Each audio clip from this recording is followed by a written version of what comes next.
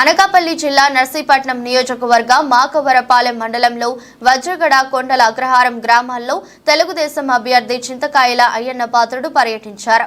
అయ్యన్న పాత్రుడు మాట్లాడుతూ ప్రజలకు ఎన్నో మాయమాటలు చెప్పి గద్దెనెక్కిన జగన్మోహన్ రెడ్డి గద్దెదించాలని ఓటర్లకు పిలుపునిచ్చారు.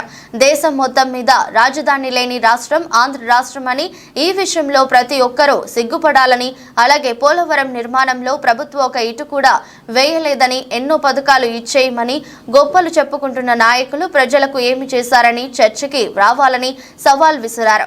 నర్సీపట్నం 150 పడకల ఆసుపత్రి తీసుకొచ్చిన ఘనత తెలుగుదేశం ప్రభుత్వం అని, ఈ రోజు హాస్పిటల్లో విద్యుత్ లేక సెల్ ఫోన్ తో ఆపరేషన్ చేస్తున్నారని ఆయన అన్నారు. ఇప్పటికైనా ప్రజలు నిజం తెలుసుకుని ఎమ్మెల్యేగా అయ్యన్న పాత్రుడిని, ఎంపీగా సీఎం రమేష్ ని గెలిపించాలని ప్రజలకు విజ్ఞప్తి చేశారు. కార్యక్రమంలో జనసేన నియోజకవర్గ ఇన్ఛార్జ్ రాజన్న సూర్యచంద్రరావు, బీజేపీ నాయకులు ఎర్రమ్మ నాయుడు, తెలుగుదేశం మండల పార్టీ అధ్యక్షుడు ఆర్వి పాత్రుడు తదితరులు పాల్గొన్నారు. ఎందుకు తేలేకపోయాడు?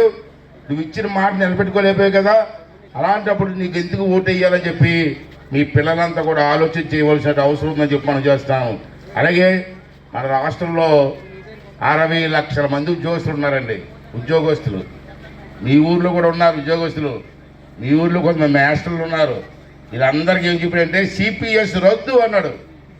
నేను గెలిచినట్టే నెల రోజుల్లో సిపిఎస్ రద్దుని 5 సంవత్సరాలు అయింది. వీళ్ళందరూ తోలా తీరిపోయింది, మొత్తం తోల తీరింది.